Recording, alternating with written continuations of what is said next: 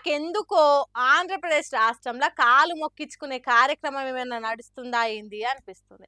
మొన్న గురు పౌర్ణమి రోజున పున్నమి చంద్రుని దర్శన భాగ్యం కలిగింది. అందరి తరపున చంద్రబాబు కాలు తాకుతున్నా అని ఓ మహిళ కాలు మొక్కింది.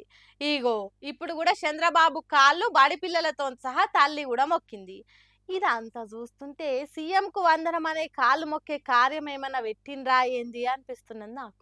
చేసింది గోరంతా చెప్పేది కొండంత అన్నట్టున్నాయట ఏపీ సర్కార్ పనులు. దానికి తగ్గట్టు సీఎం చంద్రబాబు సర్కార్ బడులలో చదివే పిల్లలతోని వాళ్ళ తల్లులతోని కాలు మొక్కించుకునుడు ఎక్కువైతున్నది. ఏడ చంద్రబాబు ఎదురైతే అక్కడనే కాలు మొక్కాలి అని బాగా నేర్పినట్టు జనాలకు కనిపిస్తే చాలు కాలు మొక్కుతున్నారు. తల్లికి వందనం అనే పథకము మంత్రి లోకేష్ ఆలోచనతోనే అని గప్పాలు కొట్టినట్టు చెప్పిండు చంద్రబాబు. సర్కార్ బడులను ఎంతో ఉద్ధరించినామన్నట్టు బీద సాదలతోని కాలు మొక్కించుకుంటున్నారు. పాపం అమాయక జనాలు ఏం చెప్తే గదే చేస్తున్నారు. ఓట్లేసి గెలిపించిన నాయకులను ఎన్నుకున్నది మనకు సేవ చేసేతానికి, అంతేగాని మనం వాళ్ళు కాలు మొక్కేతానికి కాదనేది తెలియని జనము వాళ్లకు వంగి వంగి కాలు మొక్కుతురు.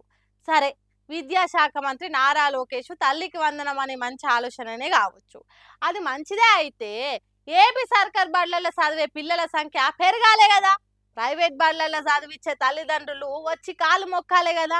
మాకు ఫీజులు కట్టే కష్టం లేకుండా చేసినావు, ప్రభుత్వ బడులలోనే కార్పొరేట్ కాన్వెంట్ చదువులు చెప్పిస్తున్నామని ఆకాశానికి ఎత్తాలి కదా. మరి అట్లా ఎక్కడన్నా జరిగిందా?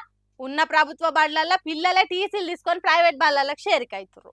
చంద్రబాబు నాయుడు సీఎం అయినాక 4750 బడులల్లో కొత్త ఒక్క విద్యార్థి కూడా చేరలేదు.